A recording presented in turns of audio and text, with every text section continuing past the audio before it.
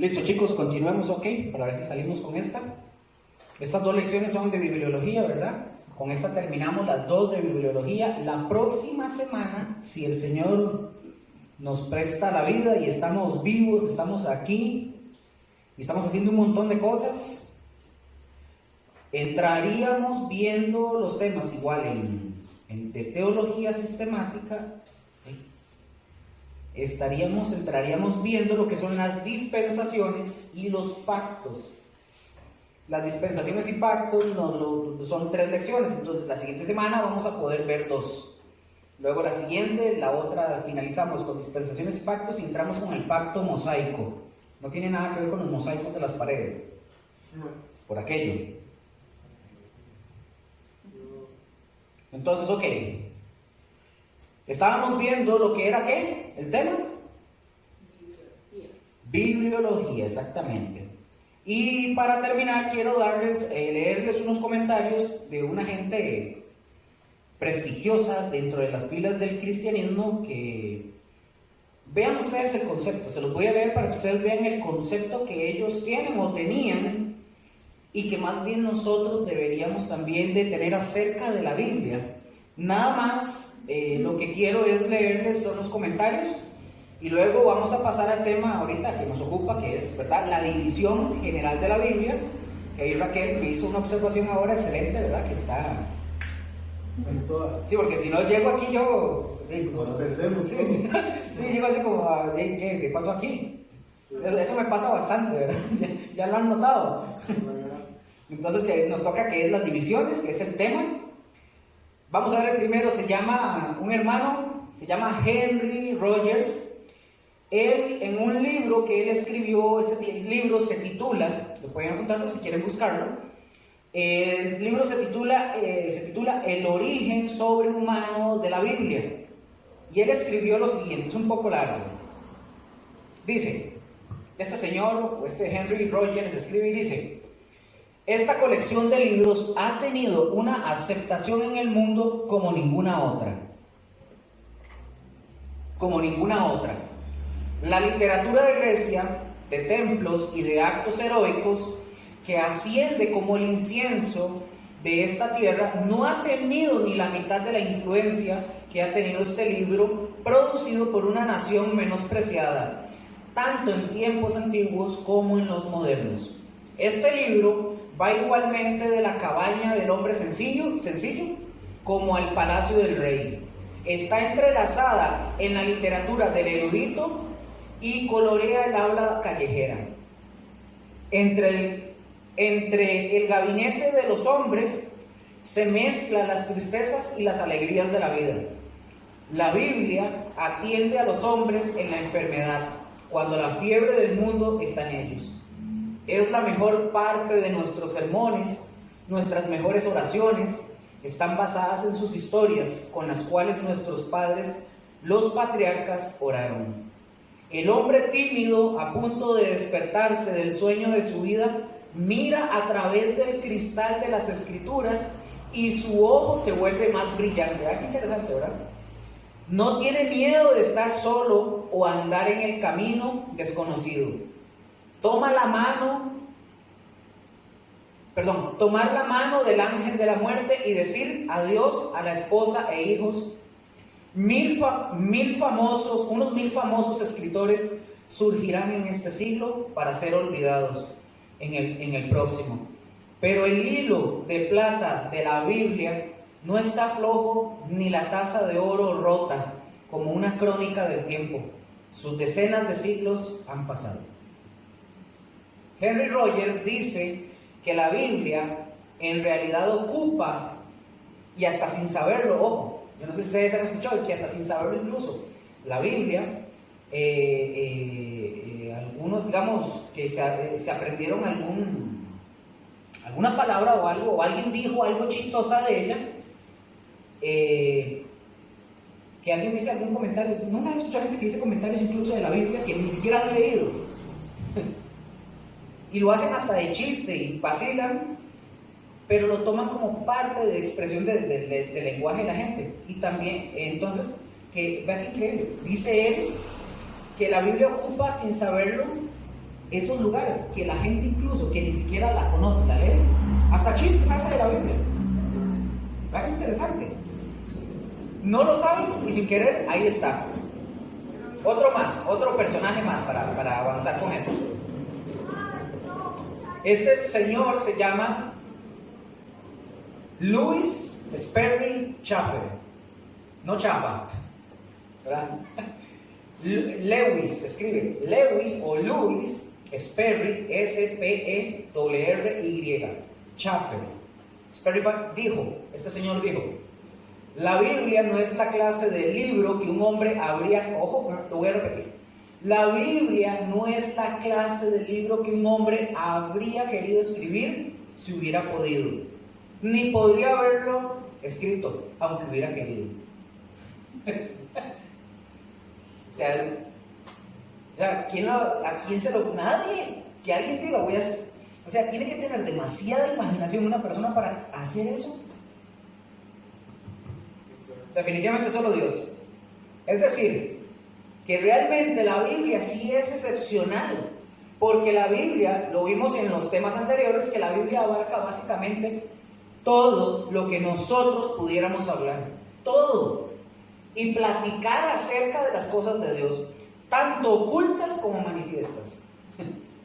Vamos ahora sí, ya dejamos a Chafer y a Rogers y curioso, porque digamos, muchos tanto que no son creyentes como otros escritores que son creyentes sacan sus propios libros y todos los sacan a la escritura, aunque no quieran reconocer que es de la Biblia, ¿verdad? Más que todos los que no son creyentes, y sacan muchas cosas. No. Como hablábamos ayer un poco, a veces los psicólogos sacan mucho, o sea, yo veo, mucho está aquí, en otras palabras, pero lo sacan de aquí. De hecho, ustedes sabían que muchas de las películas de ciencia ficción, muchas, están basadas en la Biblia. Muchas.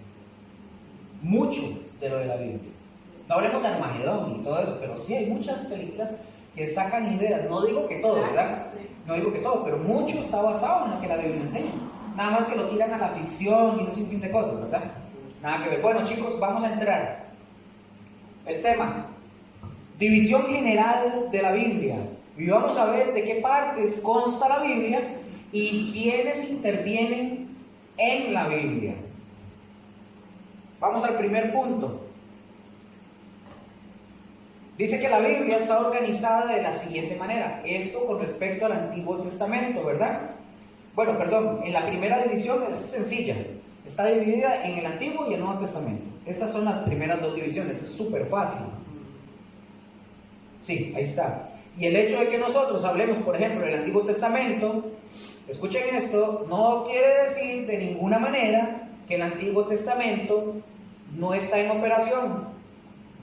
Hay gente que dice, ya el Antiguo Testamento pasó, está caducado, ya el Señor... No es verdad, hay que tener cuidado con eso. Como dije, que está caducado, no quiere decir para nada ni en lo absoluto. Simple y sencillamente nos habla de dos, ¿qué? De dos partes, pero pactos, dos pactos. Está correcto, pero sí, dos pactos.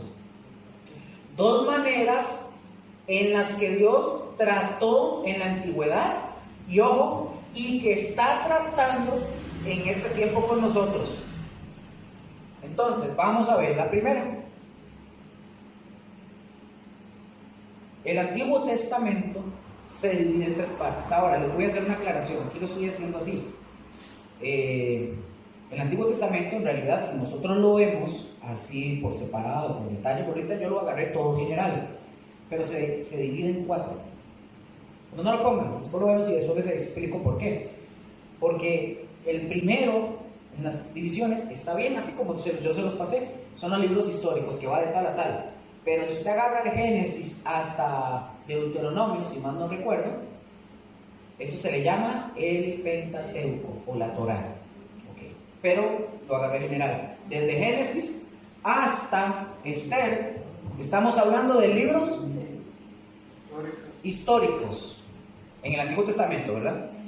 Y encontramos también los libros poéticos que van desde Job hasta el Cantar de los Cantares. Luego encontramos la siguiente, la tercera, que nos habla de los libros proféticos que abarcan de Isaías hasta Malaquías. Esto lo vamos a ver después, porque si ustedes agarran uno de los libros o la Biblia, ya ustedes lo vieron, ustedes van a encontrarse algo ahí extraño, porque son menos. Nosotros tenemos 39 libros en el Antiguo Testamento, pero ustedes van a los libros de los judíos, van a encontrar 27. Eran 27, ¿verdad?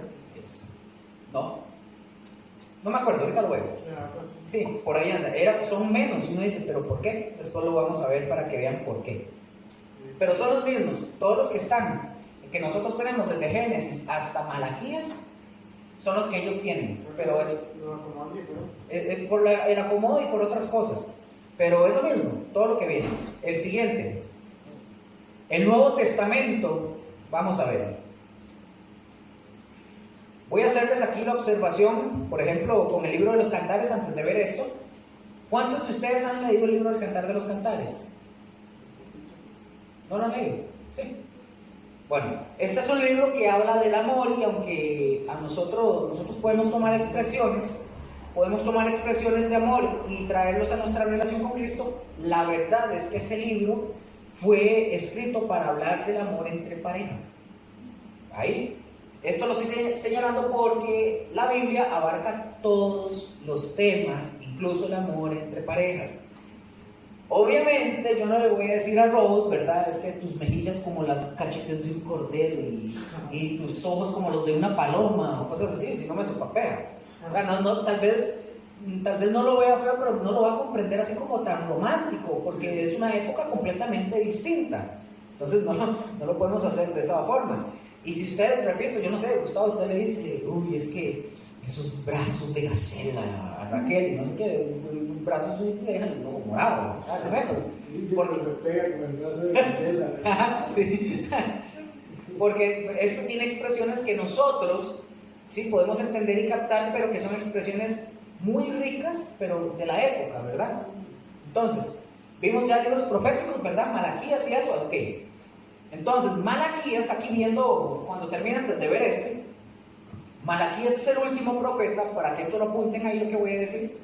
Malaquías es el último profeta que aparece en nuestras Biblias. Básicamente es el último del Antiguo Testamento que escogió Dios. Oigan lo que viene, lo pueden anotar. Después de Malaquías, en nuestras Biblias, en Malaquías al Nuevo Testamento, cuando entra Mateo, hablemoslo así, ¿verdad? Cuando entra al Nuevo Testamento hay 400 años. A ese periodo se le llamó los 400 años de silencio. A ese periodo se le llamó los 400 años de silencio, en los cuales Dios no habló y no hubo revelación de Dios. ¿Cuándo se rompe el silencio de Dios? No. ¿Cuándo se rompe el silencio? Correcto. Cuando es anunciada la venida del Señor Jesucristo. Es correcto.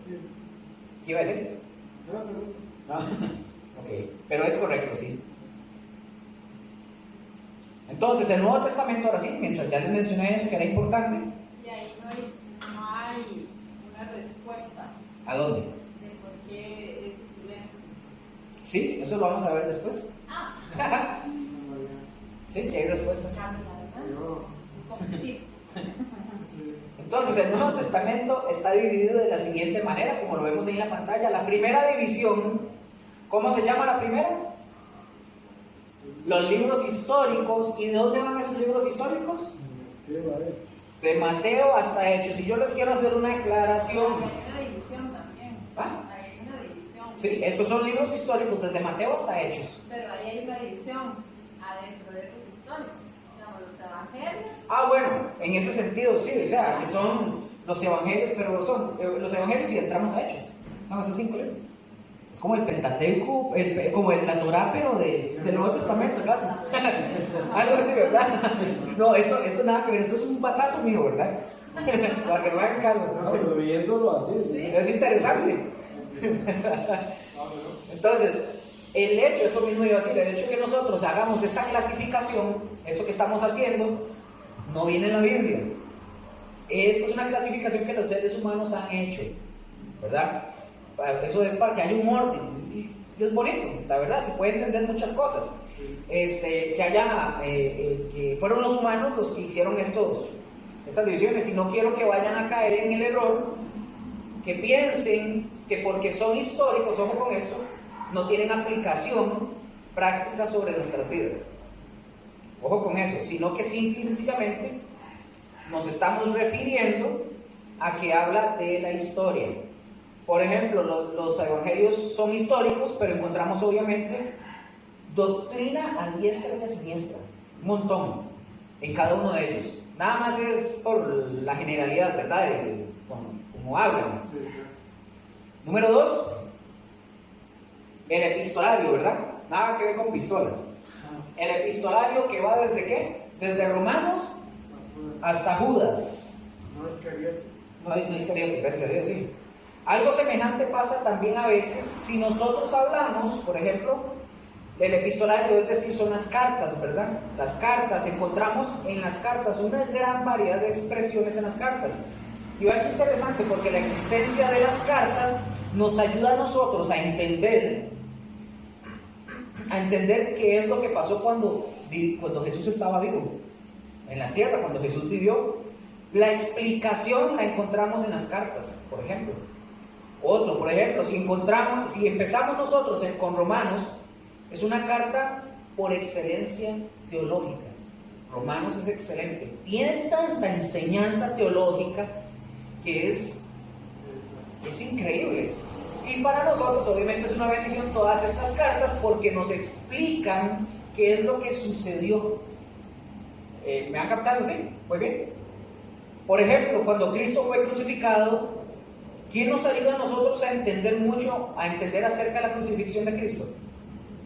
¿Quién nos ayuda a nosotros dentro de estos libros o cartas? Pablo, correcto. Él nos explica bastante y nos trae mucha luz respecto a eso. Entonces, lo encontramos ahí en las cartas. Vamos a ver, ¿quién nos habla de que ya no vivimos bajo la ley, sino bajo la gracia? Pablo también, ahí lo encontramos en las cartas. Por eso es importante cada una de las secciones de la Biblia. Y por último, en el Nuevo Testamento encontramos únicamente un libro profético. ¿Cuál es? ¿Está aquí? Sí, aquí está. El Apocalipsis. Esto no quiere decir, chiquillos, que en las otras cartas no se hable de eventos que van a venir, ¿verdad? Si usted recuerda, por ejemplo, en 1 Tesalonicenses, capítulo 4, capítulo 5, Pablo hace ahí un derroche de conocimiento de lo que el Espíritu Santo le estaba dando en ese momento acerca de lo que iba a suceder, ¿verdad? A venir. Entonces, hasta aquí, vamos bien. Esta es la división que tenemos, ¿verdad? Estas son para que lo tengan ahí, porque por lo general, yo les voy a ser sincero, a mí nunca me lo habían enseñado, estas divisiones. Yo sabía las divisiones del Antiguo Testamento, pero hasta cierto momento yo no sabía de estas.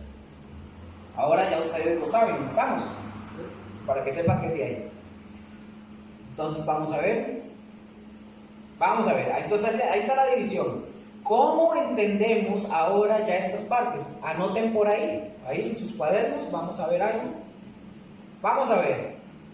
Son 4 puntos que tenemos que tener ahí, 5 puntos para entenderlos. Pongan por ahí como punto 1, A o asterisco, o como quieran ponerle. Punto número 1. ¿Cómo encontramos esta es una pregunta. ¿Cómo encontramos la composición de estos textos? Ese podría ser el título, pero pónganlo como un punto. Pero esta es una pregunta. ¿Cómo encontramos la composición de estos textos o libros? La respuesta viene con los siguientes puntos.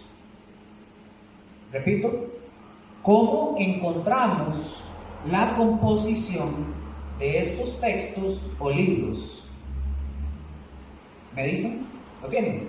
Dice, punto B o 1, como ustedes quieran, pónganle. El Antiguo Testamento es la preparación. Punto. El Antiguo Testamento es la preparación. El Antiguo Testamento es la preparación. ¿Lo tienen? ¿Sí? Punto 2, C3, como quieran. Los 4 evangelios nos hablan de la manifestación. Punto.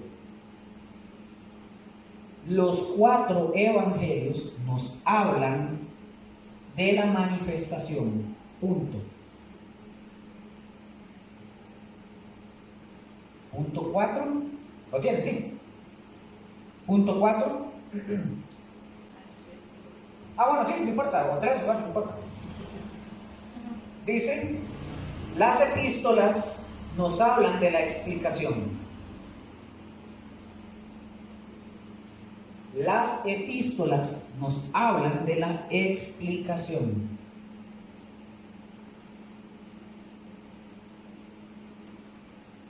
¿Listo? Y el último, el Apocalipsis, es la consumación.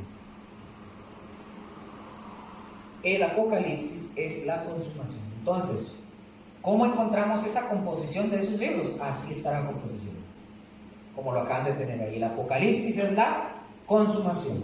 ¿Estamos ahí, verdad? Ok, entonces vemos que desde Génesis 3:15, lo vimos ahora, vemos la preparación o la llegada o la venida del Señor Jesús a la tierra. Y recordemos, ¿cuál es el centro de la Biblia? Dios. Jesucristo, sí, Dios, Jesucristo. Los evangelios son la manifestación del Señor Jesucristo. Las epístolas son la explicación de la obra del Señor Jesucristo. Y el Apocalipsis vendría siendo la consumación de todo lo que dice la Escritura. ¿Vamos bien ahí?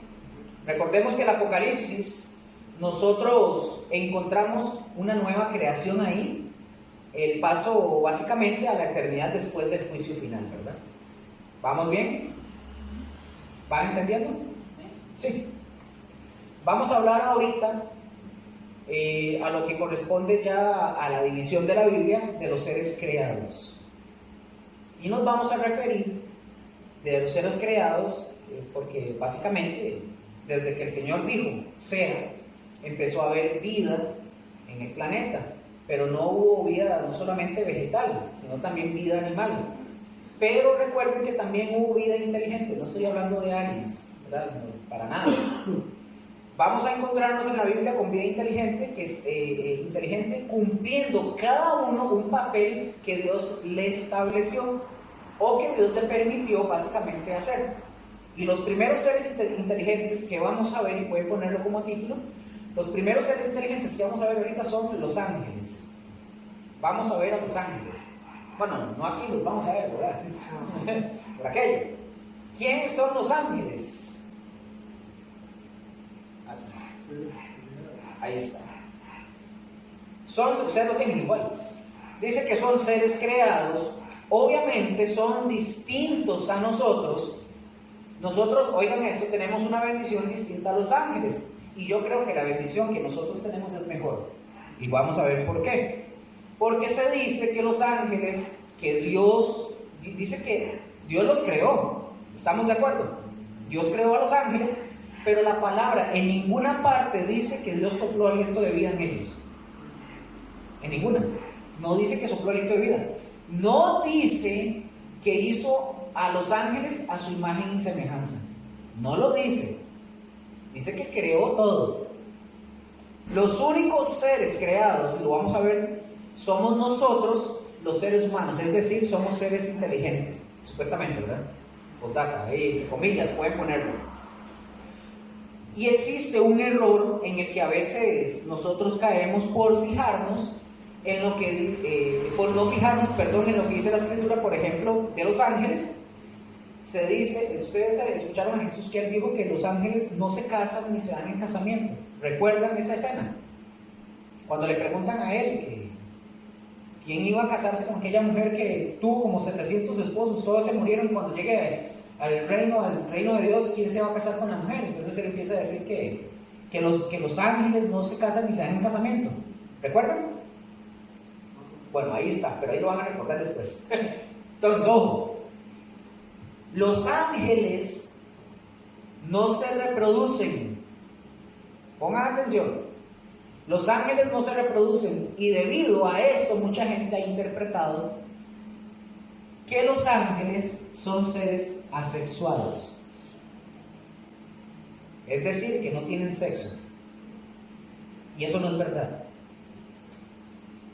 Lo vamos a ver después en hermenéutica, cuando nosotros encontramos, por ejemplo, digamos, esta palabra, cuando viene esta partícula adelante, es una negativa. En palabras griegas aparece mucho. Agnósticos, cuando la palabra eso ya lo había visto ustedes, que no haga cara de es esto. Digamos, pero esto es como negativo. Cuando usted ve esta partícula antes, aquí, esta partícula nos dice que es no sexual o sin. Es una negativa, pero por ejemplo, cuando vemos los gnósticos, el gnosticismo, lo vamos a ver después a fondo, el gnosticismo cree en que se puede llegar a obtener el conocimiento. Si usted le pone que es agnósticos, es negativa, no se puede conocer. Eso es lo que significa. Entonces, cuando decimos que hay gente que dice que los ángeles son seres asexuados o que no tienen sexo, no es verdad. Dios está en contra de todo lo que tenga que ver, en contra de todo lo asexuado. Está en contra. Todo en contra que tenga que ver con homosexualismo está en contra. Porque Dios siempre creó hombres y mujeres aquí. Ya vamos a ver algo. Pero en relación con los ángeles, Dios siempre habla de varones. ¿Ustedes han escuchado alguna vez el nombre de una ángela? Una mujer ángel. No. Todos los que ha mencionado son varones. Siempre son varones. Nunca se habla de ángeles que sean mujeres. Así que David, si usted le dice a Estefanía, mi angelita, estás equivocado. Se acabó. Esa carita de ángel no hay. Y es cierto. Y ojo, por testimonios de hermanos cristianos, les voy a dar varios testimonios de algunos cristianos que han tenido la oportunidad de toparse con esas experiencias. Y yo creo que a nosotros nos ha pasado, nunca nos hemos dado cuenta de toparnos con un ángel. Vamos a ver. Por los testimonios de hermanos cristianos que se les ha permitido, de alguna manera, ver a los ángeles. Dicen algunos que son seres muy guapos, altos, que son impactantes, que de hecho Dios ha permitido que entre algunos hermanos sean incluso ministrados o protegidos por ángeles cuando se han hecho visibles. Hubo una anécdota de un señor ya adulto mayor, estaba en una zona y se le varó el carro para cambiar la llanta. En una zona oscura, estaba lloviendo, no había nadie. Y dice él, hablando él con otro pastor, de que iba a cambiar la llanta y se le acercó una persona. No sabe quién era, se le acercó y le dice, les ayudo. Le ayudó, claro, le cambió la llanta y que él donde hizo así, ay, muchas gracias por recoger, y ya no había nadie. Y dice, pero ¿dónde está? ¿Para dónde se fue? No había nadie. Entonces dice este señor que, no lo afirma, pero dice, pudo haber sido un ángel. Pero no lo vio más. En una calle, así, sola. No era que había edificios, era como rural. Otra anécdota. Había unos señores, dice que eso fue como en los 70s, 80s. Los mandan a una misión a una ciudad, no aquí en Costa Rica. Resulta que esa ciudad era extremadamente católica, ¿verdad? Y los mandan al pastor, a la esposa y a su familia, y los mandan a ese lugar.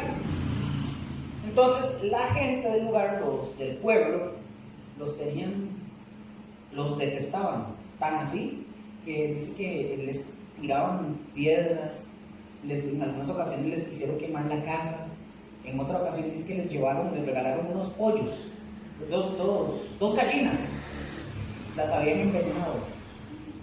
Una la cocinaron, se la comieron como si nada. Y dice que la hija se fue al patio y dice: papi, ¿qué le pasa al pollo? Dice que estaba así eso. Nada más lo tocó y dice: está envenenado. La gente les envió la comida envenenada.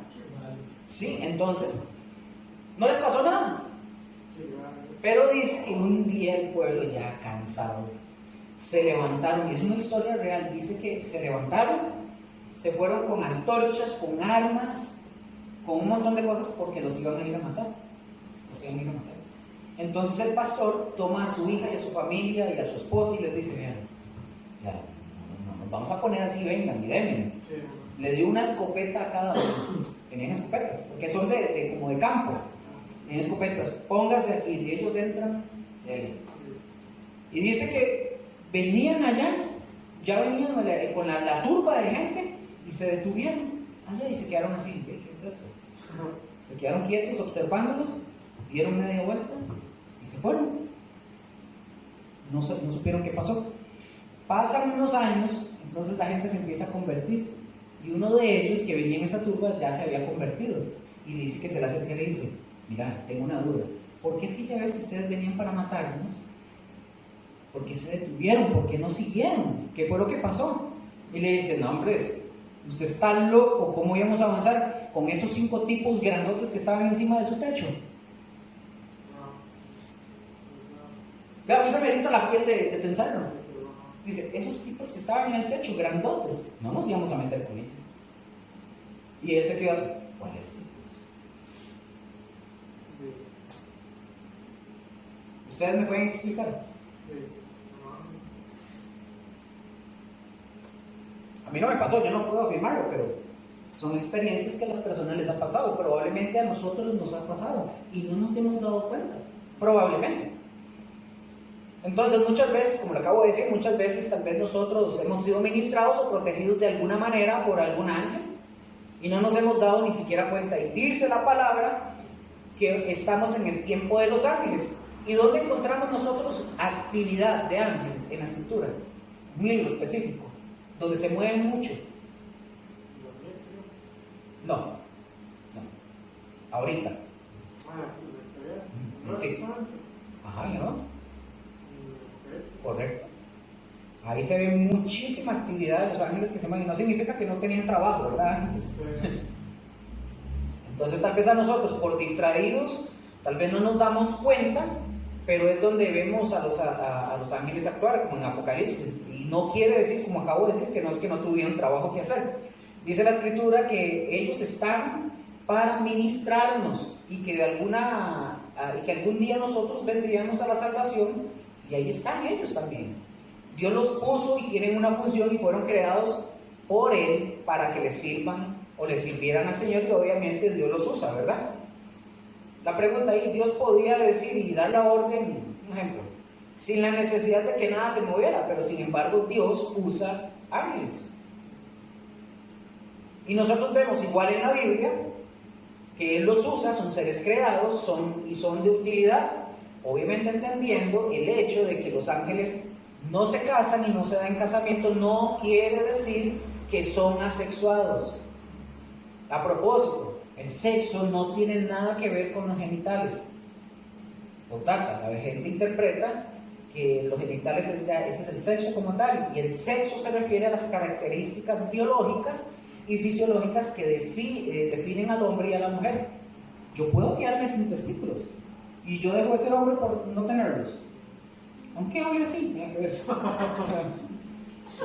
Una mujer que pierde, que le quitan, y eso va a quedar ahí. Una mujer que le quiten los senos deja de ser mujer. Una mujer que le quiten los órganos como el útero, algunas que les quitan el útero, les quitan los ovarios, dejan de ser mujeres. No. Entonces no tiene que ver con los genitales. Por eso. Entonces los ángeles, por eso vemos el tema de los ángeles. Y entonces eso nos define a nosotros como hombres, como mujeres. Por eso los ángeles son varones. Si ustedes vienen y ustedes me dicen: no, yo creo que hay ángeles, mujeres, no importa. Si la Biblia lo dice, necesito que me lo demuestre, pero no lo dice. yo estoy en ese rango. Porque digamos, por ejemplo, cuando se lee la palabra de Dios, a veces cuando se habla de la palabra hombre, y no significa que sea hombre masculino, porque se habla de humanidad. Y en la humanidad entramos mujeres y hombres, ¿verdad? Entonces, ¿puede ser que se utilice igual? No, con los ángeles no.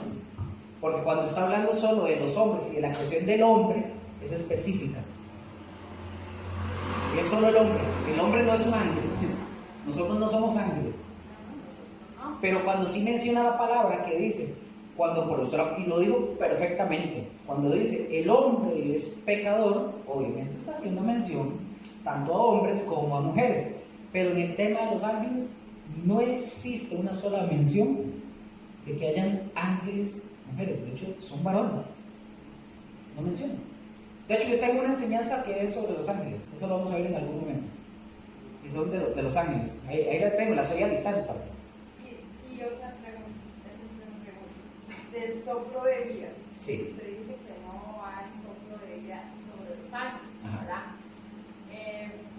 Soplo de vida de ser, que no sé cómo explicar, pero digamos, de soplo de vida, pero los ángeles tienen vida, porque Ajá. se mueven y Correcto. andan y todo. Entonces, ¿por qué dice usted que no hay soplo de vida? Porque, uno, la Biblia no lo menciona.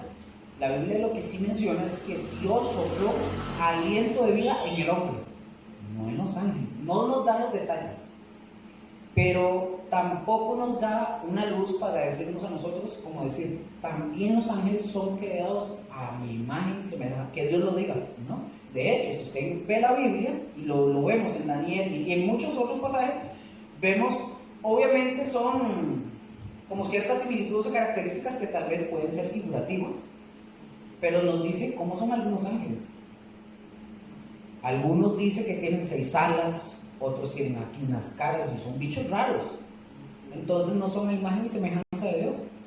Porque si fueran a imagen y semejanza de Dios, o tuvieran, por así decirlo, una relevancia como la del hombre. De hecho, la palabra dice, que dice el Salmo, si más no me equivoco, me hiciste menor que los ángeles y aún así el Señor nos ve a nosotros. Más bien, por eso digo, los ángeles seguro se sorprenden de ver la misericordia de nosotros. Nosotros somos menores que los ángeles. Si ustedes y yo nos tuviéramos que enfrentar a un ángel, estaríamos muertos. Dice, lo leí antes, no me acuerdo, un pasaje que dice que el ángel de Jehová, dice que el ángel de Jehová acabó en una sola noche casi con 300,000 personas en una sola noche. Entonces, vemos que los ángeles tienen ciertas características que son totalmente superiores a nosotros. Nosotros no somos nada.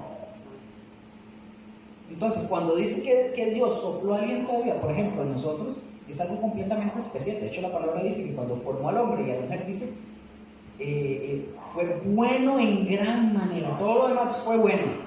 Pero cuando hace al hombre, ¿qué dice? Fue bueno en gran manera. Entonces, no lo dice. La Biblia lo dice así, no da el detalle. Su pregunta es válida, no da el detalle. Pero sí nos apunta o sí nos direcciona a que los ángeles básicamente son varones. No dice que son mujeres. Y muchos de los ángeles que dicen, uno que es como una rueda con un montón de ojos.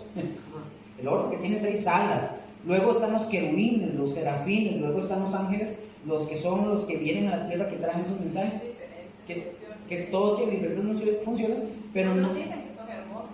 Y que son hermosos, y muchas de las apariciones que han habido de registro, no solo aquí, sino también en la Biblia, son varones.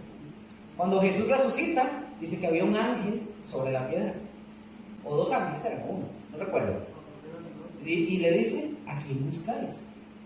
Era un hombre, era un varón. Y los otros que se aparecen en el transcurso también de la Biblia son varones. Los que llegan a Sodoma y Gomorra Son varones, porque Sodoma y Gomorra se los querían comer. Sí, tras eso sí, ellos llegaron a buscar y que sacaran a los hombres que estaban ahí. Ajá. Dice, ¿quiénes son estos hombres? Ellos los querían. Y él, Lot, les ofrece a las hijas y se las rechazaron. Querían a los hombres. Y da a entender que eran hermosos. Eran muy hermosos. Ah, claro, quedaron sorprendidos, imagínate.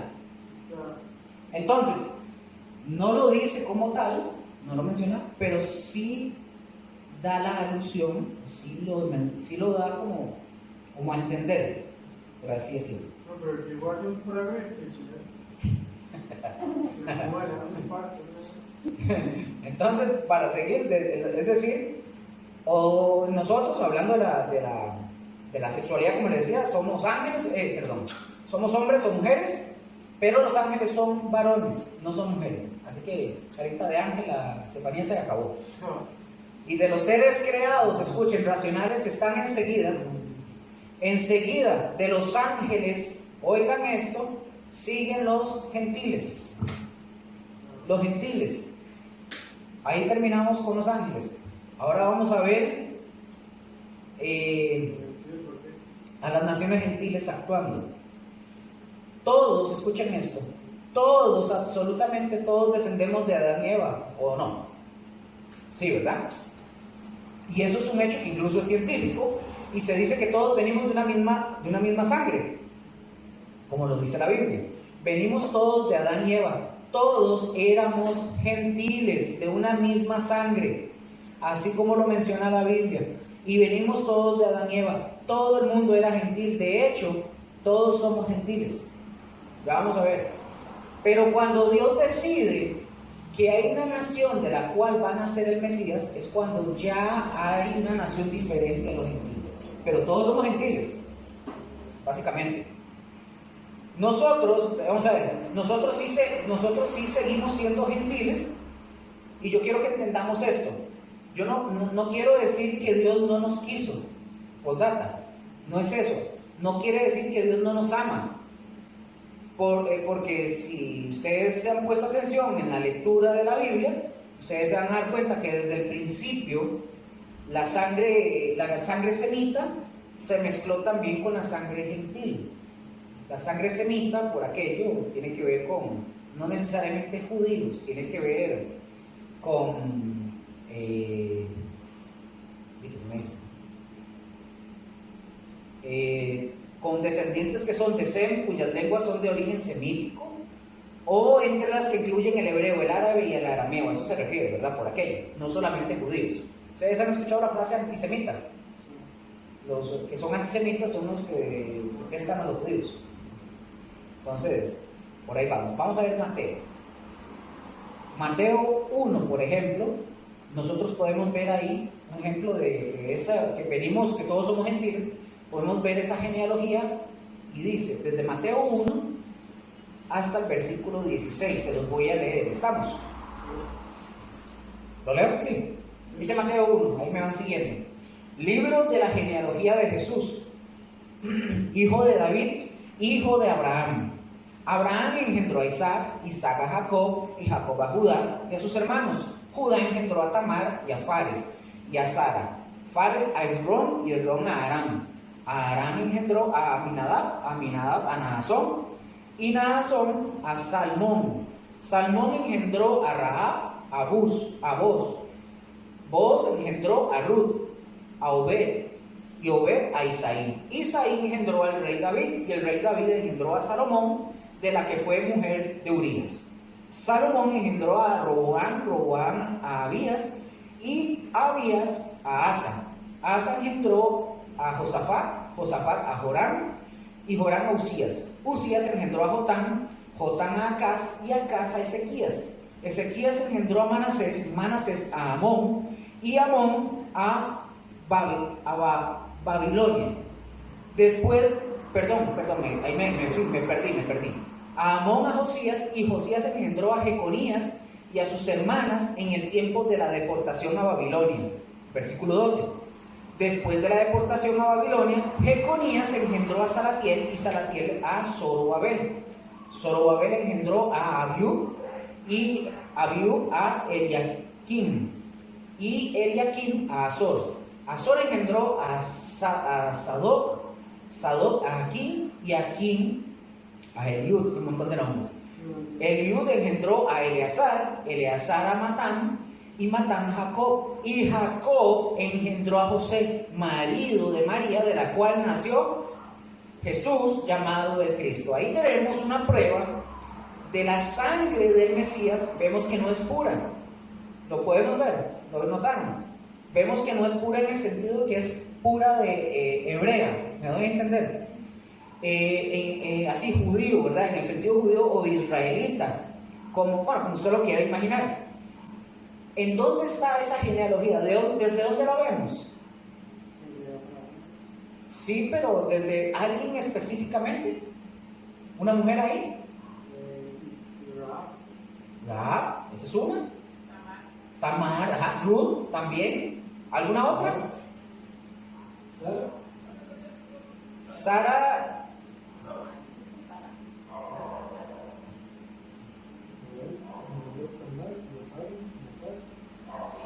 Pero vemos, por ejemplo, aquí nosotros vemos, como dije, en Ruth hay una, ¿verdad? Vemos que hay otra, no es la única Ruth. También tenemos a... Ay, ¿cómo se llama? Creo que está aquí, no la puse. ¿La Moabita? ¿Cuál era?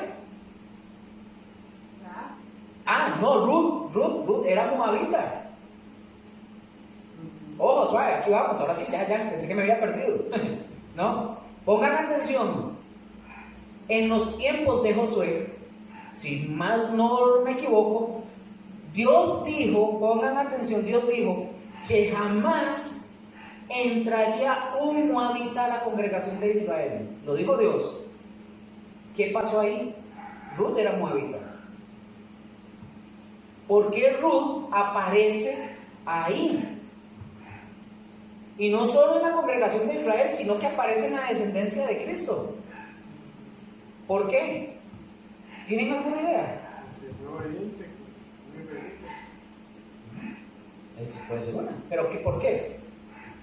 Si Dios dijo que jamás iba a entrar un moabita en la congregación de Israel, ¿por qué si entró Ruth?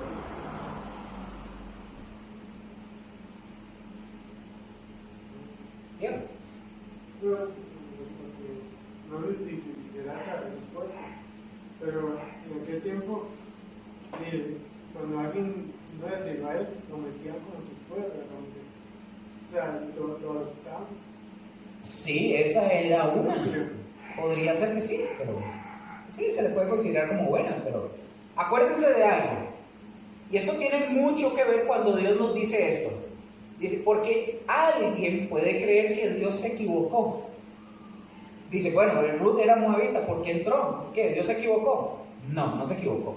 Cuando dice que no iba a entrar ningún moabita, número uno, dice, no va a entrar ningún moabita que no tenga fe. La pregunta, ¿quién es el que cambia? ¿Dios o la persona? La persona. La persona. Nosotros los hombres somos los que cambiamos y Dios nos acepta. Por ejemplo, si Dios dice que hay salvación para todos, Dios dice que hay salvación para todos los que creen.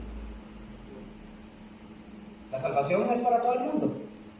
Sí, sí es para todo el mundo, pero efectiva para unos pocos. ¿Para quiénes? Para los que creen. Entonces, ahí vamos bien, ¿van entendiendo? Sí. Por ejemplo, cuando yo no creía en el Señor, llegó un momento de mi vida, en el caso de Luque, que yo creí, pero cuando yo no creía, Dios me aceptaba como su hijo para poder entrar al cielo. No, exactamente, esa es la respuesta. Pero cuando ustedes y yo creímos, ¿qué es lo que hace Dios? Nos acepta. Entonces, ¿quién cambia, Dios o yo? La persona. Eso mismo le pasó a Ruth. Ella cambió, ella se convierte, al final de cuentas, en judía, es decir, ella abriga la religión judía que había en ese momento, ella pone la fe en Dios y entonces, ¿qué le pasa? Se lo digo ahorita. Es aceptada, es aceptada. Lo mismo me puedes decir con lo mismo con Rahab, porque la genealogía de Jesús viene con Rahab también. Qué interesante, ¿verdad? Sí, ella, bueno, no sé, entonces tampoco tenía que ver mucho porque ella no ni era de las creencias, tampoco, ella era una prostituta. Correcto. Pero ella obtuvo la salvación. Vamos a ver después. No. Sí. Pero ¿quién más? Rahab, usted me dijo Tamar, ¿verdad? Tamar también, correcto. Fijémonos en el linaje. En este caso, viendo hacia arriba del Señor Jesús, tiene sangre gentil. Tiene sangre gentil. Nadie puede decir, oigan esto, nadie entre los judíos puede decir que ellos son de sangre pura. Es decir, que son puros, así como en Jacob. Nadie puede. Estamos todos incluidos en el plan de Dios desde siempre. Desde siempre. ¿Y por qué? Porque el Salvador vino a salvarnos tanto a judíos como a gentiles, no importa quién. Vamos a ver Efesios 2.12 para ir avanzando. Efesios 2.12 dice que a todos los que éramos de las naciones gentiles, ahí nos dice algo. Vamos a ver. Me dicen. ¿Quién fue el que hizo esa Biblia? No sé. Genealogía. Esa. Acabamos de leer. El escritor. Sí. ¿Quién dice? Mateo. Pero digamos, es que aquí veo algo curioso, ¿verdad? Que dice que antes los judíos no acostumbraban a incluir a las mujeres en una lista de genealogía. Y porque ahora están las mujeres aquí incluidas. Eso es interesante. Después les respondo porque no sé. No sé. Muy buena pregunta. Ya me he ubicado. Cierren todo y vamos a la otra. ¿Cuál dijo que buscáramos, perdón? Efesios. Ese comentario es interesante. Está interesante, sí. Efesios 2.12. Es más, si usted lo investiga y lo averigua, no lo enseña. Compartamos. Ya ahí sí ya se salvó. Efesios 2.12. Dice, se lo leo, ¿sí? En aquel tiempo, oiga lo que dice, en aquel tiempo estabais sin Cristo, alejados de la ciudadanía de Israel y ajenos a los pactos de la promesa, sin esperanza y sin Dios en el mundo. Ok, aquí ya encontramos tres esferas. Las tres esferas. Sí, para las esferas del dragón.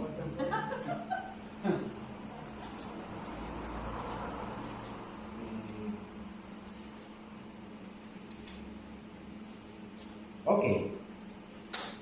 Tres esferas. En una esfera que pertenece, la del centro la puse primero, la que dice G, pertenece a los gentiles. Hay otra esfera que pertenece a los hebreos o israelitas, lo vemos aquí.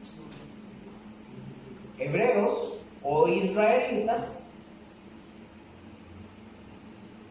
gentiles.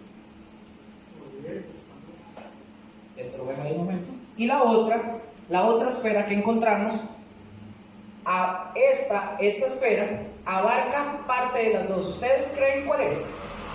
¿Cuál creen ustedes que es esta?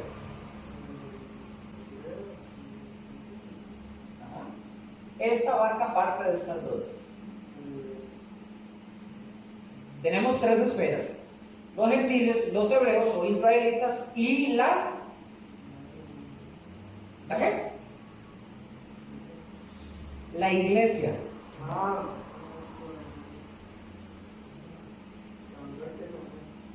La iglesia. Vamos a ver, esas tres esferas. Los gentiles, escuchen esto, los gentiles se convierten. ¿Y a dónde entran los gentiles cuando se convierten? A la iglesia, correcto. Los hebreos o los israelitas que se convierten al Señor Jesucristo, ¿dónde entran? A la iglesia, correcto. Nosotros, así en palabras técnicas, no somos gentiles. Ya nosotros, por habernos convertido, ya nosotros no somos gentiles. Ya no. Ya nosotros no somos gentiles. Más bien nosotros salimos de los gentiles. Ay, ¿qué me pasé? Nosotros dejamos de ser gentiles y nos convertimos en iglesia, correcto, fuerte, ¿verdad? Somos ahora el cuerpo de Cristo. ¿Y qué pasa con los judíos que se convierten a Cristo? Dejan de ser judíos en ese sentido. ¿Y en qué se convierten? En iglesia, correcto. Los judíos que se convierten a Jesucristo dejan de ser judíos y se convierten en iglesia. Por eso Efesios nos está hablando y nos dice que Cristo derribó la pared intermedia, que era una división entre ellos y nosotros. ¿Y qué dice la palabra? Que para hacer de ambos un solo cuerpo. ¿O no lo dice? ¿Verdad que sí? Por eso nosotros debemos de tener mucho, escuchen esto chiquillos, tienen que tener mucho cuidado con las doctrinas mesiánicas. Hay un grupito de cristianos que se llaman cristianos mesiánicos. Y es triste porque yo tengo amigos que se metieron en ese rollo. Pero no son identificados así, se esconden, no son identificados como cristianos. No, ellos lo dicen. Lo dicen. Sí, ellos se identifican como el mesianismo, mesiánicos, cristianos mesiánicos.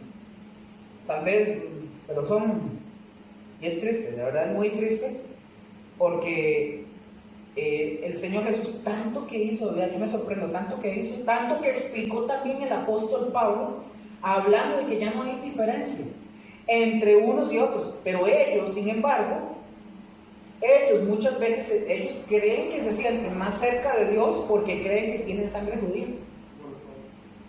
En el blog, si ustedes entran, yo tengo una enseñanza de quiénes son ellos. Ahí está todo. De hecho, los judíos de cepa, los de cepa, los judíos de verdad, los hebreos de verdad que practican el judaísmo, los detestan. Porque los judíos mesiánicos no son ni judíos, ni hebreos, ni nada. Son gente evangélica que se metieron a recibir cursos de actualización y ahora se sienten rabinos. Muchas veces ellos se sienten más cerca de Dios porque ellos creen que tienen sangre judía. Ellos, ojo lo que dicen, ellos empiezan a llevarse, a jalar gente de las iglesias, los que están más chuecos, según ellos. Ellos dicen que nosotros no tenemos, por así decirlo, la palabra al 100%, dicen ellos. Y que la interpretación de la palabra tampoco al 100%, dicen que no la tenemos. Porque ellos dicen que nosotros no somos salvos. ¿Saben por qué? ¿Saben por qué ellos dicen que nosotros no somos salvos? Porque dicen que el Mesías no se llama Jesús. Entonces, si ustedes pidieron perdón al Señor Jesús en el nombre del Señor Jesús, usted dice que decepcionó a Dios. Dicen ellos, ustedes y nosotros hemos decepcionado al Señor y que los pecados de nosotros no están perdonados y no tenemos salvación. Y que le fallamos. Ellos dicen que nosotros le fallamos porque el Mesías se llama Yeshua. Entonces, eso es una tontería inmensa y tengan mucho cuidado porque así engañan a la gente en muchas iglesias y se los están llevando y los están metiendo en el mesianismo. Muchas de estas personas ni siquiera se saben de memoria ni Juan 3:16. Pero los tienen practicando o aprendiéndose de memoria los nombres de Dios en hebreo. Los nombres de Dios, las bendiciones en hebreo, a pronunciarlo y hasta escribirlo. ¿En serio? Y todo esto es una falsedad. No existe división. Ya no hay pared intermedia entre nosotros. Ya no. En cuanto al nombre del Señor Jesús, les pregunto, bueno, si usted se dirige a Dios con respeto, con cualquier nombre del Señor, ¿Dios sabrá que usted se está dirigiendo a Él? ¿Qué dice usted, Raquel? Si nosotros nos acercamos o nos dirigimos a Dios con respeto en cuanto al nombre, sabrá Dios que si usted le está diciendo a Él, usted le puede decir Yeshua, o usted le puede decir otro nombre, ¿usted cree que Dios la está escuchando? ¿Sí? Porque ellos dicen, yo le hice una pregunta un día a uno, le hago yo, es decir, que dice que se pasó del cristianismo al mesianismo. Le digo yo, entonces usted me está diciendo que cuando usted se arrepintió, usted pidió perdón en el nombre de Jesús, usted recibió su salvación en ese momento, en aquel tiempo, usted empezó a recibir bendiciones, usted, el Señor te bendijo, el Señor se ha mostrado en ese momento, ahora usted viene a decirme a mí que todo eso era falso. Que entonces, ¿quién te bendijo anteriormente? Es que no hay que decirle Jesús es Yeshua, que no sé qué es y lo otro y está mal, porque entonces, ¿quién te bendijo? Si Si usted recibió la salvación en el nombre de Jesús, usted también, usted y yo, en el nombre de Jesús, entonces resulta que desde aquel momento hasta la fecha no somos salvos. Entonces hemos estado en vano viniendo a la iglesia, que Dios tenga un trato con nosotros, haciendo un montón de cosas. Si Dios a ustedes les ha hablado, entonces no es Dios. Entonces significa que ustedes tienen que convertir el mesianismo para ya ahora sí, Yeshua, ahora sí, Yeshua, y hablarle al Eterno o hablarle a Elohim y no sé qué. Hay que hablar, entonces para que entiendan. Y ahora que habla usted de eso, pues sí, ¿verdad? Sí hemos visto personas cercanas que sí, que hablan, que no puede ya uno decirle, ni siquiera decir Dios o Jehová, porque ahora hay que decir esos nombres de los grandes. Incluso también hemos visto, topado con otro, un día de esos nos llamaron la atención, y ahí quisiera saber la opinión de ustedes, hasta por la abreviatura, de que es una falta de respeto a decirle al Dios, el grande, poderoso y soberano, decirle Diosito, cuando uno está orando, cuando uno se está expresando con otra persona, de decirle, Diosito me cumplió, Diosito me escuchó, Diosito esto. ¿Y ahí qué opinan ustedes? Bueno, vea qué interesante, porque como acabo de decir, si nosotros nos acercamos al Señor con respeto, como debe de ser, voy a hacer esto y lo voy a decir así. ¿Ustedes creen que Dios es como tonto, como para entender de que uno le está hablando a Él y decirle, yo le puedo decir, ay, es que Diosito está lindo, y yo no lo digo de forma despectiva? Es un cariño, es como cuando usted le dice, es un padre, ¿no? Pues entonces yo no le podría decir papito. no, por eso, pero si usted lo dice voy a ponerles un ejemplo. Vea, muchos de estos mesiánicos aparecen y vienen y te dicen, y se lo digo, y se lo digo porque a mí me ha pasado toparme con gente así. Nosotros tenemos expresiones en nuestra forma de expresiones como costarricenses. Nosotros decimos ojalá. Yo digo ojalá a cada rato, pero usted se lo habla con un o evangélico de esos extremistas o estos mesiánicos, usted dice, ay, ojalá yo pueda ir a tal cosa. No diga eso, porque ojalá es una expresión que es ojalá, hablar del Dios de los árabes. No A sé mí qué. me encanta comer pollo. Eso, ya iba a eso. Entonces, ¿qué pasa? Ellos son tan, o sea, el fanatismo y la ignorancia es tanta, porque recuerden que a ellos les enseñan todo esto a que sean hebreo. Les enseñan que sean hebreo y todo tiene que, entonces ellos no mencionan el nombre de Dios como nosotros, ellos es el Eterno, o el Elohim, o ay, como el otro es el Hashem, no sé qué. Bueno, el carito esa pieza. Entonces, El eterno. sí, entonces, esas expresiones, por ejemplo, si yo le digo a Dios, yo me refiero a Él como el Eterno, yo estoy bien. Si yo me refiero a Dios como Dios, estoy bien. Si yo me refiero a Dios como Jehová, estoy bien. Si me refiero a Dios como mi Padre, estoy bien. Entonces ellos vienen y te dicen, es que a mí me encanta eso. No, me encanta no, porque eso es ser conjuros mágicos. Repito, contextualicemos las cosas. Vayámonos al contexto de nosotros. Nosotros somos ticos, y nosotros ya tenemos expresiones muy nuestras. Y yo digo, hoy ojalá terminemos esta clase temprano, ¿verdad? Por ejemplo, yo no estoy hablando de Alá, es una expresión. El fanatismo te lleva a decir, es como los que dicen, vamos a poner el lenguaje inclusivo.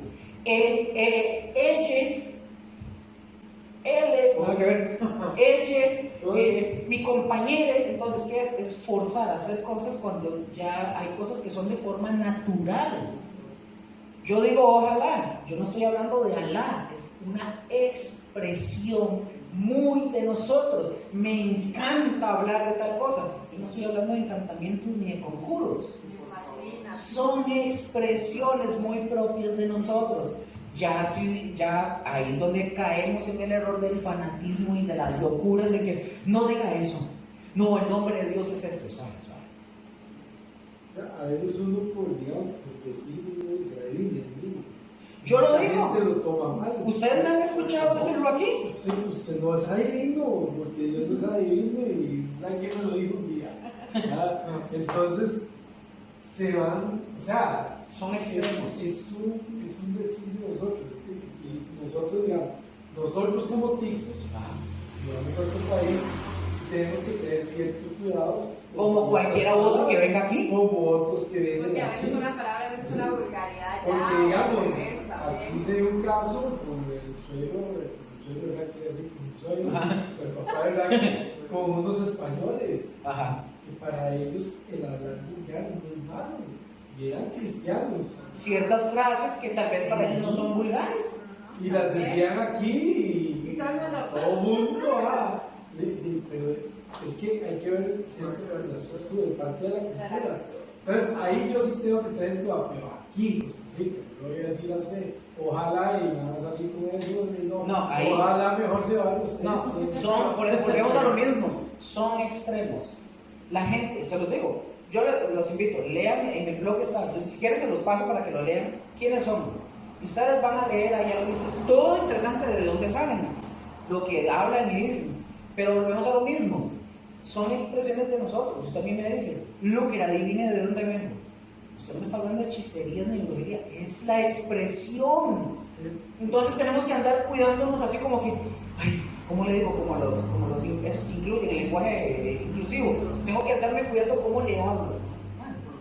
Todos nosotros. Entonces, en un extremo están esos, y por otro extremo están nosotros diciendo, no diga me encanta, no diga Dios, no diga Jesús.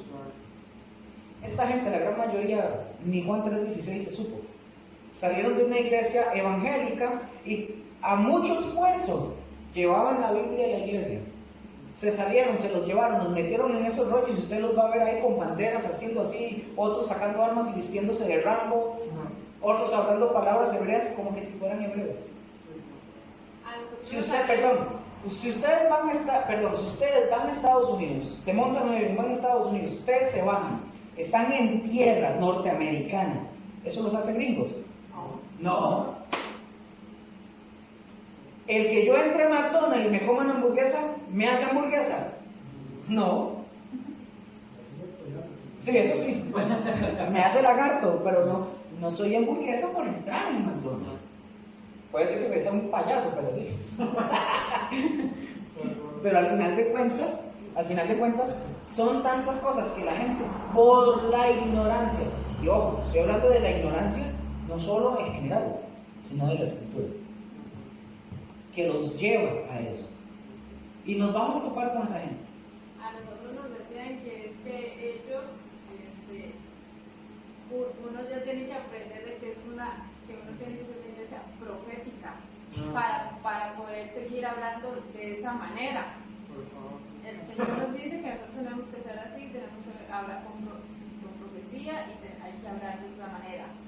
Hasta ahorita caigo yo en eso y en una iglesia ahí que van unas amistades y sí, lo del chofar, pero ya están adquiriendo cosas, tradiciones y cosas de antes también. No solamente tradiciones de antes, sino extraen de la Biblia, acuérdense del contexto, cultura que no es mía. Hay gente que quiere extraer, no voy a decir quién, pues ahí me pueden escuchar. Tengo una amistad que dice lo que yo les comenté ayer, que dice que él es el que tiene que proveer y trabajar porque la Biblia lo dice así en el Antiguo Testamento. Entonces un día digo yo, ok, si usted quiere regirse tal cual como dice el Antiguo Testamento, entonces me tienes que vender a tus hijas porque te las puedo comprar. Sí, no es que sacar solo una cosa conveniente. Eso. No, o nada. Sí. Entonces, aparte de que la cultura, ¿se acuerdan por qué hablamos en hermenéutica del contexto general? De ver quién es el autor, a quién se le dirigió el mensaje. Entonces yo no puedo tomar un texto del Antiguo Testamento y decir, es que esto es para mí. No, el mensaje fue a los hebreos. Hay cosas que tenemos que aprender a interpretar para poder aplicarlas a nuestra vida, pero no significa que yo no tengo que guardar el sábado. A mí no se me prohíbe comer cerdo. Los judíos no lo hacen. Pero yo no soy judío. Y la ley de que ellos no comieran ni cerdo, ni bichos del mar, ni pulpo, que rico. Dios, ¿cómo que rico? Es tan rico. La prohibición no es para mí ni para ustedes. Si usted quiere adoptar la cultura, tiene que cumplirla tal cual. El que vive, dice la palabra, que el que quiere vivir por la ley, por ella tiene que morir. Yo vivo por la gracia.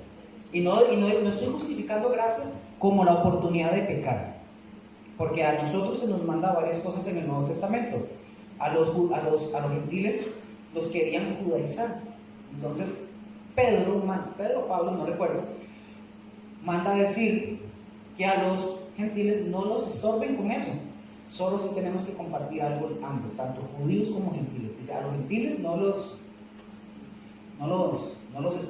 les pongan cosas que no tienen nada que ver con ellos. Ellos comen ardillas, ellos comen culebras, ellos hacen eso, déjenlos. Ellos no hay que circuncidarlos. Pero sí hay algo que los judíos y nosotros sí tenemos que hacer. Es abstenernos de fornicación, de sangre y que de ahogado. Eso es otro que después lo vemos. Pero dice que de fornicación y de no comer sangre. Eso lo dice la palabra. Hay un contexto ahí, pero abstenernos de fornicación porque la fornicación abarca los pecados sexuales y un montón de cosas más. Y a eso sí nos manda a ambos. Eso es algo que Bueno, yo no como eso, pero hay un contexto interesante también en eso. También si quiere comer, lo puede comer. Los judíos no lo hacen. Pero después lo vemos, para que no piensen que todo es así como que, ay, entonces que. Vamos a verlo después, pero sigamos. Pablo dijo, si van a comprar carne, no pregunten. Vamos a ver después todo eso. O ustedes conforme vayan aprendiendo lo van a interpretar. Entonces dice, ustedes pueden llamar, hablando de Jesús, ustedes pueden llamarlo mi Señor, lo pueden llamar mi Salvador. Y cuando ustedes lo llaman de esa forma, ustedes creen que Él los escucha y se da cuenta que es a Él. Pues sí. Si ustedes lo llaman el dador de vida, Señor, Padre, Él entenderá. Sí. Entonces es absurdo, las doctrinas mesiánicas, entre otras más, ¿verdad? Tengan mucho cuidado. ¿Por qué? Porque eso solamente trae confusión. Hechos 4:12. Voy volado para poder avanzar. Se los voy leyendo mientras ustedes están ahí. Hechos 4:12. Dice Hechos 4:12. Y en ningún otro hay salvación, porque no hay otro nombre bajo el cielo dado a los hombres en que podamos ser salvos. ¿Y cuál es ese nombre?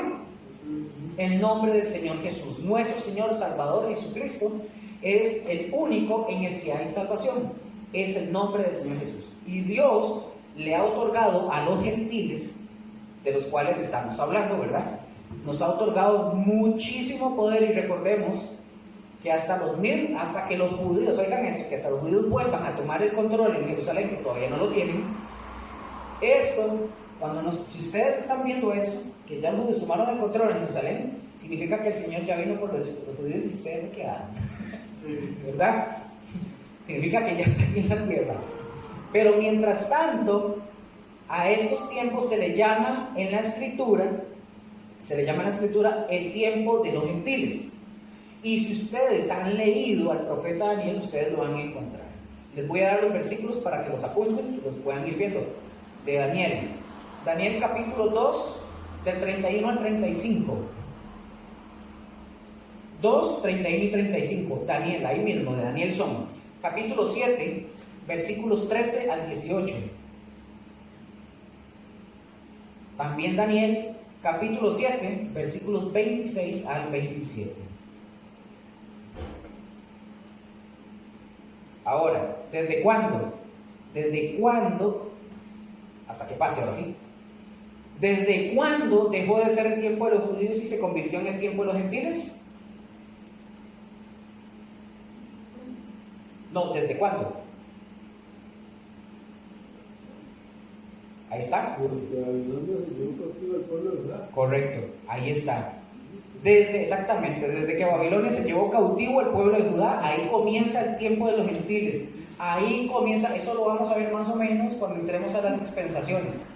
Ahí comienzan los grandes imperios en la tierra. El primero, ahí están. El primer imperio que es gentil es Babilonia, que es Nabucodonosor, es la cabeza. Número 2, el imperio medo-persa, con Ciro a la cabeza. Número 3, el imperio que es de Alejandro Magno, el macedonio griego de ese tiempo. Y el número 4 es el imperio gentil, que nosotros todavía vivimos, que precisamente es el imperio romano. Pareciera que estos 4 imperios desaparecieron, pero no es cierto, no han desaparecido así, ya van a ver por qué. Por ejemplo, en la historia universal el imperio romano básicamente se fue desintegrando, se cambió de Roma a Constantinopla, cayó el imperio romano de Occidente, pero quedó todavía un siglo más el imperio de Roma en Constantinopla, hasta que lo derrumbaron los musulmanes. Básicamente lo derrotaron. Y ya no existe el imperio romano así como tal, como imperio. Pero recuerden que cuando existía el imperio romano bajo Constantino, que es el primer César, él le vio algo al cristianismo, eso después lo vemos, vio que el cristianismo no lo podía detener. Entonces, ¿él qué hace? Acoge el cristianismo y lo hace una religión lícita. Él acoge el cristianismo, se hace cristiano, acoge el cristianismo y ya el cristianismo ya no lo persiguen. Entonces, ¿qué pasa? La religión se vuelve cosa de Estado. El cristianismo se vuelve ahora cosa de Estado. Entonces empieza más bien el Estado a proteger a la iglesia. Le empieza a construir basílicas y templos muy bonitos, dicho sea de paso. Les empieza a dar sustento a los pastores, que más adelante se convirtieron en sacerdotes o padres, ¿verdad? Al final de cuentas, los empezaron a enriquecer. Entonces, la iglesia que había sido perseguida se convierte en persecutora y se convierte en un espíritu romano de conquista. Cuando hablan de la Iglesia Católica Romana, no estamos hablando de una iglesia que está dividida en su forma para controlar un estado. Por ejemplo, ellos tienen diócesis, arquidiócesis, un montón de cosas. Es decir, que sobre los curas o los padres y los sacerdotes hay obispos y cardenales. ¿Sobre ellos quién está? El Papa. Sobre ellos está el Papa. Es una pirámide. Esta parte espiritual, ojo, esta parte espiritual todavía la Roma domina. La parte espiritual. Ojo, y en varios continentes, no en todos los tienen, como aquí en Costa Rica, ¿verdad? Hay continentes en los que, por ejemplo, los sacerdotes todavía no se pueden casar. Aquí pasa, y en otros países todavía pasa. Pero en Europa los sacerdotes hacen lo que ellos quieren. Ellos sí se casan. En cuestión del Estado civil, ellos deciden que está bien. Uno dice, está bien, ahí sí. Todavía esa parte del imperio permanece. Ahora, ¿quién va a venir a acabar con ese imperio espiritual que en el mundo que se llama cristiano?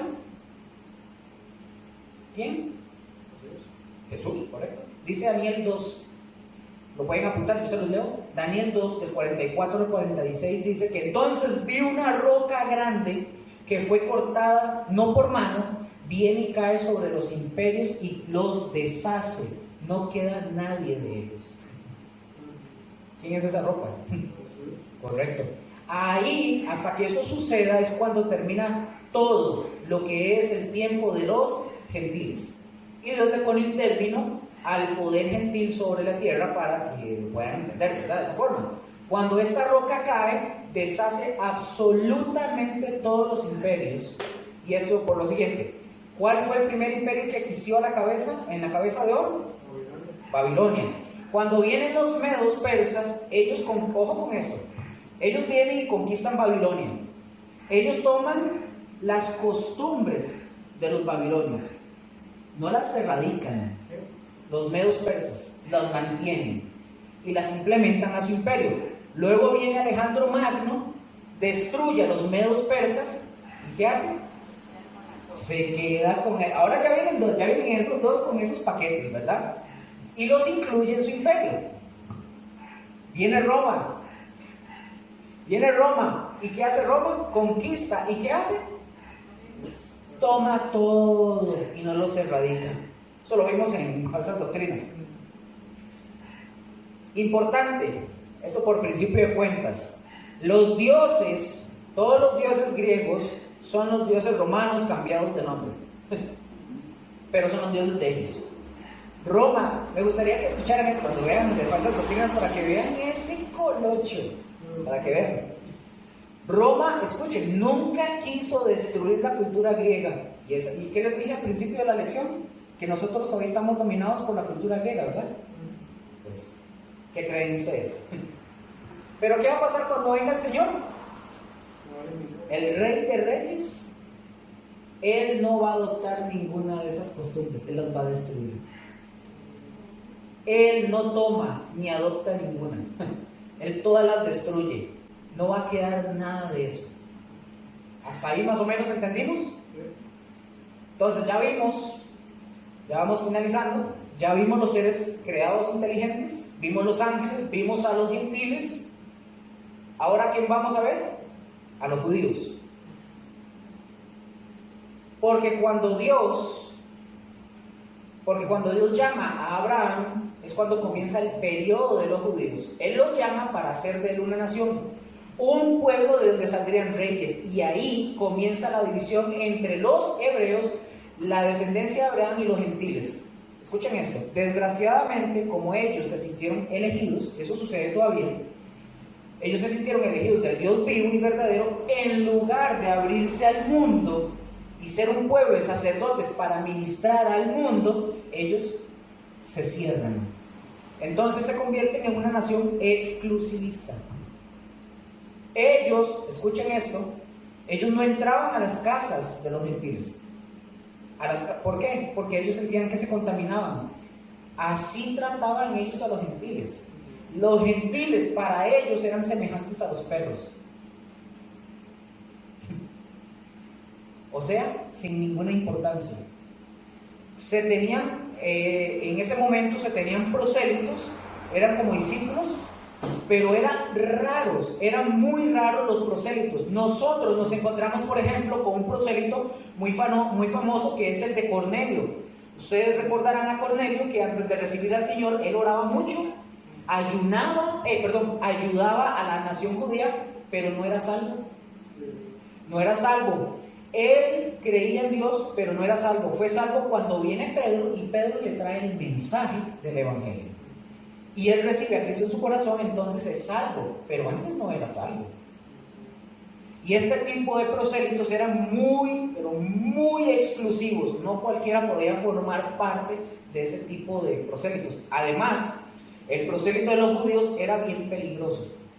Recordemos lo que dijo Jesús sobre los prosélitos. Dice el Señor Jesús, Él les decía, que van y hacen prosélitos, pero los hacen 2 veces más hijos del infierno que ustedes. O sea, entonces Dios comienza a trabajar con esta nación, pero en el sentido de que pierde los privilegios, la nación israelita, ¿verdad? Por eso nosotros estamos llamados y somos nación santa. ¿Se acuerdan de ese texto? Somos pueblo adquirido por Dios. ¿Para qué somos pueblo adquirido? ¿Se acuerdan? Para anunciar. ¿Para qué somos ahora una nación de sacerdotes? Para que anunciemos las virtudes de aquel que nos salvó. Ellos no fueron la nación de sacerdotes que Dios estaba esperando. Y Dios estaba viendo que en el pueblo de Cristo había una nación de reyes y sacerdotes. Entonces, básicamente para nosotros no nos quedemos callados cuando tengamos que anunciar esas virtudes. Hay que decirlo, hay que hablarlas.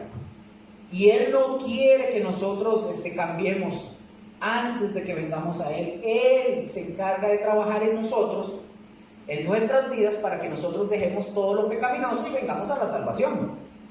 Y esa salvación no es una salvación intermitente. Hoy sí soy salvo, mañana no. Hoy sí soy salvo, mañana no. Porque entonces no sería vida eterna. Y la salvación que Dios nos da la seguridad eterna. Entonces, sí hay diferencias con los judíos, pero los judíos ¿qué hicieron? Se cerraron. Y ellos pensaron en ellos nada más. Ahora, no los ha desechado, postdata, ¿verdad? Dios no los ha desechado. Tampoco caigamos en el error de pensar que Dios ya los desechó. Romanos 11:24, se los leo de una vez, lo pueden anotar. Dice: porque si tú fuiste cortado del que por naturaleza es olivo silvestre, y contra naturaleza fuiste injertado en el olivo, ¿cuánto más estos, que son las ramas naturales, serán injertados en su propio olivo? Porque no quiero, hermanos, que ignoréis este misterio, para que no seáis arrogantes en cuanto a vosotros mismos, que ha concedido a Israel endurecimiento en parte, hasta que haya entrado en plenitud de los gentiles. ¿Cuándo sabemos que va a estar la plenitud de los gentiles? Que va a estar lista. Cuando el Señor Jesús, correcto, regrese por su iglesia. Entonces sigue diciendo: y luego todo Israel será salvo, como está escrito: vendrá de Sión el libertador, que apartará de Jacob la impiedad, y este será mi pacto con ellos cuando yo quite sus pecados. Recordemos,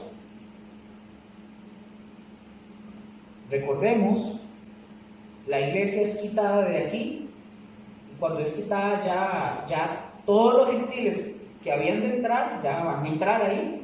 Y entonces, ¿qué es lo que va a pasar de ese momento? Se van a levantar 144,000 judíos que se van a poner a predicar la palabra a su pueblo, y ellos van a irse convirtiendo. Se van a ir convirtiendo a aquel, ellos van a predicar en ese momento, los 144,000 van a predicar de Jesús, desde que ellos dijeron: mira, si era el Mesías, van a empezar a predicar, y a qué van a predicar de Jesús, que decían ellos: nosotros decíamos que era mentira, pero sí era el verdadero. Hasta ahí ya van a dar cuenta. Entonces ahí empiezan a convertirse todos los demás judíos, porque la salvación, recuerden que no es en automático. Todo aquel que ponga su fe en Cristo, ¿qué? Será salvo. ¿Y el que no? No. Romanos 9:6 está en pantalla, se los leo. De Romanos 9:6 al 8 dice: no que la palabra de Dios haya fallado, porque no todos los que descienden de Israel, ¿qué son? Israelitas. Ni por ser descendientes de Abraham son todos hijos, sino en Isaac te será llamada descendencia. Esto es, no los que son hijos según la carne son los hijos de Dios, los que son de la carne son hijos de Dios, sino que los que son hijos de Dios son según la promesa, son contados como descendientes. Voy que ya vamos finalizando, sí, ya vamos a finalizar. No todos los que se llaman cristianos son cristianos, chicos. Por eso nosotros también debemos de examinarnos a nosotros mismos. No pensemos que porque asistimos a Rosén o a cualquier otra iglesia, o porque leemos la Biblia, o porque oramos, no pensemos que ya por eso somos cristianos. Así como vivían engañados los israelitas, pensando que son descendencia de Abraham, todos ellos iban a ser salvos, según ellos. Eso es un terrible error. Porque dice, como decía la palabra, porque los que realmente son cristianos y son israelitas, son aquellos que ponen su fe en Cristo. Había una tradición judía que decía que el día del juicio final, en la decisión final, iba a estar sentado Abraham a las puertas del infierno para evitar que algún judío entrara. Por eso ellos se sentían los dueños de hacer lo que a ellos les daba la gana. Por eso todavía hoy existen cristianos que piensan que su nombre está escrito en el libro de la vida y hacen lo que se les pega la regalada gana, y no son cristianos. Cristianos son los que siguen y sirven a Cristo Jesús, los que obedecen. Y dijo Jesús en el capítulo 6 de Lucas 46, capítulo 6, versículo 46, dice: ¿por qué me llamáis Señor, Señor, y no hacéis lo que yo digo? Únicamente podemos llamarle Señor a aquellos que obedecemos, no que seamos perfectos, ¿verdad? Sino que obedecemos y nuestro corazón está atendiendo en pos de la voluntad de Dios. Y ahí mismo estábamos leyendo Romanos, ¿verdad? 9, dice versículo 6, creo: no que la palabra de Dios haya fallado, porque no todos los que descienden de Israel son israelitas, ni por ser descendiente de Abraham todos son todos hijos, sino en Isaac te será llamada descendencia. Versículo 8, esto es, no los que son hijos según la carne son los hijos de Dios, sino los que son hijos según la promesa son contados como descendientes. Si ustedes se fijan, y ya vamos a finalizar. Y en ese versículo del 46, también hay que, aunque no seamos perfectos, no tenemos que obedecer las cosas que nos convienen y dejar a sus pecados. Correcto. Tenemos que hacer todo, porque si el Señor manda todo eso que tenemos que hacer, hay que hacer todo. De hecho, sí, hay que hacerlo. Hay que ser obedientes. Entonces, si nos fijamos, ahí está la afirmación de lo que yo les estaba diciendo, de que nosotros nos tenemos que examinar. Por eso Pablo nos recomienda y dice, examínense a ustedes mismos, a ver si están en la fe. No nos engañemos, porque nos podemos engañar. Porque podemos ser simples, ojo con esto, nosotros podemos ser solamente simples y sencillamente simpatizantes de la fe cristiana. Así hay muchos. Eso es lo triste. Hay que ver realmente qué es lo que a nosotros nos está moviendo en esta vida, en la vida cristiana y en este camino. ¿Qué es lo que a nosotros nos mueve? ¿Qué es lo que mueve a Raquel, a Gustavo, a David? Porque si estamos haciendo, ¿por qué estamos haciendo lo que estamos haciendo? ¿Es nuestro gozo realmente o lo hacemos por obligación? ¿O lo hacemos por acallar nuestra conciencia?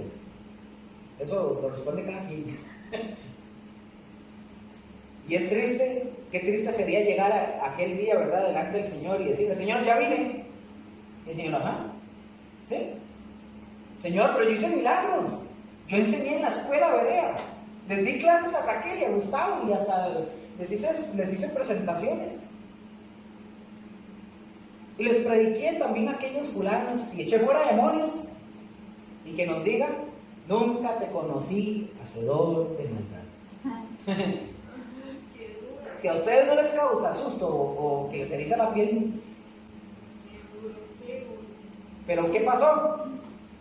Se predicó el evangelio, echaron fuera demonios, o echamos fuera demonios, o hicimos milagros, y eso no es garantía de ser cristianos. Eso no es garantía.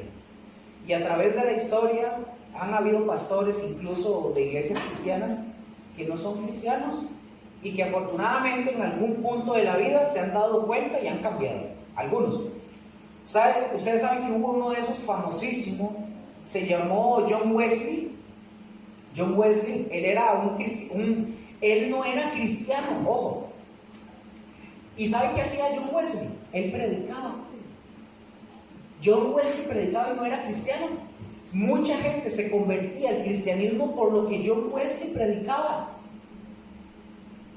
Y ojo con esto que dice, hasta que él un día se confrontó a sí mismo y entonces él se dio cuenta que él no tenía Cristo.